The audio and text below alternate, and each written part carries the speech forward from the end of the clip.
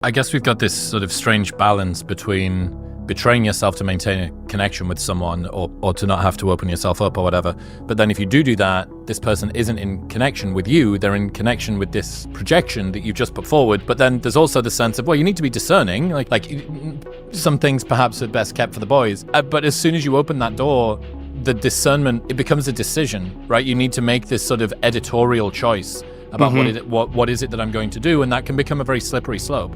A lot of guys can use that to excuse ever having to open up. Then you end up hiding things that you probably shouldn't really be hiding, and then you start having expectations that are unspoken resentments because you wanted this thing but you never said it. And yeah, that balance between betraying yourself and then ending up with somebody connecting to a person that you're not is a very dangerous, slippery slope, I think, for a lot of guys. Yeah, I agree. You see that a lot in the kind of red pill community, like never share your feelings with your woman. And I mean, I understand they're reacting to the opposite pole of that, which is there's this movement to sharing everything with your wife, like that she's your best friend and you want to open up, you want to be vulnerable, and it's important that she sees you feel, and that creates connection and intimacy. And I'm a therapy guy. I can relate to that to a degree, and I did that. When I started therapy, and especially into my training, and that's all you're doing is revealing yourself over and over and over again. And then I would do that in my relationships, and it took me some time to realize, like, no, that's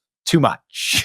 Like, I don't need to be sharing all of that with her. So I have to be discerning. I have to be able to contain things within myself. I think that's a real practice, learning containment, which is not suppression or repression. There's a difference, obviously. There's certain things, I need to take to the boys, and there's risks I have to take with my wife that are going to be vulnerable, right? There's things that maybe I need to express to her, or the example I just gave that that there's places where I feel afraid right now. The whole game for me is, as I said, is presence. Like, if you are not present with her, then she's not going to be happy. She's not going to feel safe.